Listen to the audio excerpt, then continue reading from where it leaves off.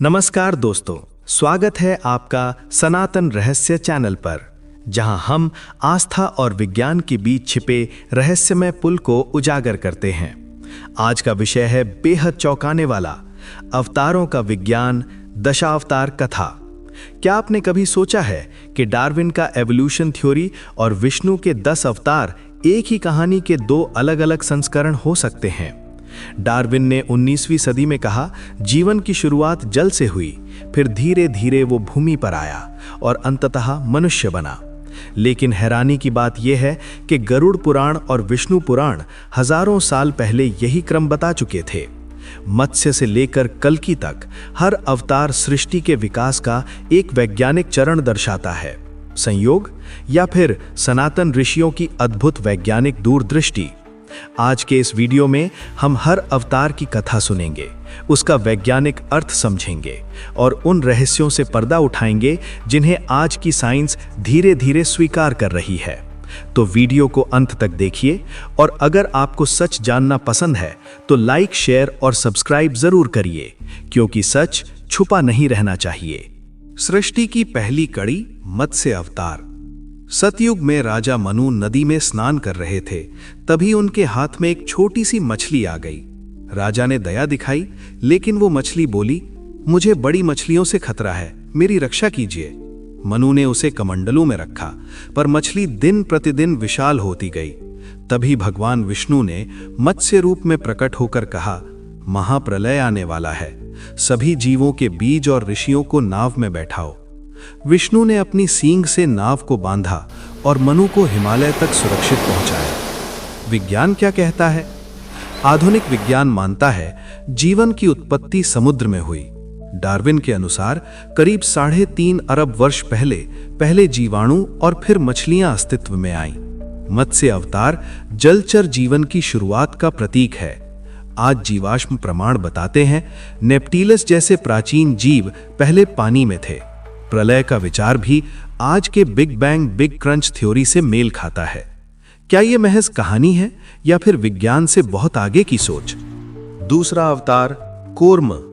देव और असुर अमृत के लिए क्षीर सागर मंथन कर रहे थे। मंदराचल पर्वत डूबने लगा, तभी विष्णु ने विशाल कछुए का रूप धारण कर पर्वत को अपनी पीठ पर धारण कर लिया। मंथन से अमृत निकला और देवताओं को अमरत्व मिला। वैज्ञानिक दृष्टि से कछुआ एक उभयचर जीव है जो जल और भूमि दोनों में रह सकता है। एवोल्यूशन बताता है कि मछलियों से उभयचरों का विकास हुआ। नासा के अनुसार जीवन ने उथले समुद्र से भूमि पर कदम रखा। कूर्म अवतार उसी संक्रमण का प्रतीक है। और मंथन, ऊर्जा रूपांतरण, जिसे आज हम थर्मोडायनामिक्स कहते हैं। तीसरा अवतार, वराह। असुर हिरण्याक्ष ने पृथ्वी को पाताल में डुबो दिया। तब विष्णु ने विशाल सुअर का रूप लिया, समुद्र में उतरे और अपने दांतों से पृथ्वी को ऊपर उठा लिया। विज्ञान कहता है सुअर जैसे स्तनधारी पूर्ण रूप से भूमि पर रहने वाले जीव हैं। करीब 250 मिलियन वर्ष पहले स्तनधारियों का विकास हुआ। वराह द्वारा पृथ्वी उठाना, प्लेट टेक्टोनिक्स और महाद्वीपों के उभार का प्रतीक है। चौथा अवतार, नृसिंह।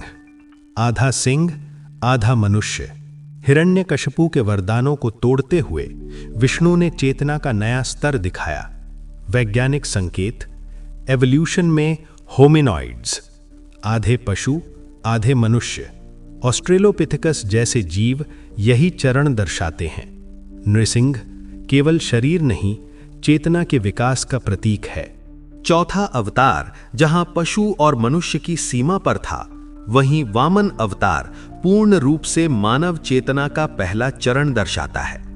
राजा बलि महान, दानी और शक्तिशाली।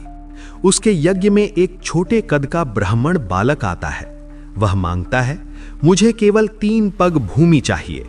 बलि हंसता है, इतनी छोटी मांग। लेकिन तभी वामन त्रिविक्रम बन जाते हैं। पहला पग पृथ्वी, दूसरा स्वर्ग, तीसरे के लिए बलि अपना सिर झुका देता है। वैज्ञानिक अर्थ, एवोल्यूशन बताता है प्रारंभिक मनुष्य छोटे कद के थे, सीमित संसाधनों में रहते थे, लेकिन बुद्धि का बीज अंकुरित हो चुका था। होमो हैबिलिस, पिग्मी ट्राइब्स, औसत ऊंचाई लगभग 8 मीटर। वामन का छोटा शरीर लेकिन विशाल चेतना, यही मानव विकास की शुरुआत है। बलि का सिर झुकाना, ईगो का पतन और बुद्धि का उदय। अब मानव केवल सोचता नहीं, अब वो संघर्ष करता है। परशुराम, जंगलों में रहने वाला, हाथ में कुल्हाड़ी। जब क्षत्रिय सत्ता अत्याचारी बनी तो परशुराम ने 21 बार उनका नाश किया। वैज्ञानिक दृष्टि ये है stone age Hunter gatherer phase. मनुष्य जंगल में रहता, शिकार करता, हथियार बनाता, अपने अस्तित्व की रक्षा करता। कुल्हाड़ी मानव इतिहास का सबसे पहला औजार। परशुराम अमर हैं। क्यों? क्योंकि ये प्रवृत्ति आज भी हमारे भीतर जीवित है। अब मानव केवल योद्धा नहीं, समाज का प्राणी बन चुका है। राम, राजा के पुत्र, मर्यादा पुरुषोत्तम, वनवास स्वीकार करते हैं। पिता के वचन के लिए राज्य छोड़ देते हैं। सीता हरण, संघर्ष, रावण वध और फिर राम राज्य। ये वो चरण है जहां मनुष्य कहता है, मैं अकेला नहीं, समाज का हिस्सा हूं। राम ने नियम सिखाए, कृष्ण ने समझ सिखाई। कृष्ण राजनीति जानते हैं, मनोविज्ञान समझते हैं, युद्ध में बिना हथियार के विजयी होते हैं। गीता का उपदेश, कर्म, धर्म, चेतना। वैज्ञानिक संकेत ये है cognitive revolution, strategic thinking, emotional intelligence. मनुष्य अब केवल नियम नहीं मानता, परिस्थितियों के अनुसार निर्णय लेता है। कृष्ण उच्चतम मानसिक विकास का प्रतीक। कुछ ग्रंथ बुद्ध को, कुछ बलराम को नौवा अवतार मानते हैं। दोनों का संदेश अलग दिखता है, लेकिन मूल एक है। बलराम हल धारण करते हैं, कृषि। बुद्ध अहिंसा सिखाते हैं, मानसिक शांति। विज्ञान कहता है यह है एग्रीकल्चरल रेवोल्यूशन, स्थायी जीवन, गांव, ध्यान और आत्मचिंतन। मनुष्य अब भटकता नहीं, बसता है, सोचता है। अभी विकास रुका नहीं है। कलयुग के अंत में कल्कि श्वेत अश्व पर अत्याधुनिक अस्त्रों के साथ। वैज्ञानिक संकेत ये है future human, AI, genetic engineering, nuclear power, space as. कल्कि कोई एक व्यक्ति नहीं, हो सकता है एक चेतना, एक सिस्टम या स्वयं मानव का अगला रूप। दशावतार कोई धर्म कथा नहीं, ये इवोल्यूशन का सनातन मॉडल है। मत्स्य से कल्कि तक जीवन, चेतना और विज्ञान का सफर। अब सवाल ये नहीं कि कल्कि आएंगे या नहीं, सवाल ये है क्या हम उस चेतना तक पहुंचेंगे? कमेंट में लिखिए। जय श्री हरि।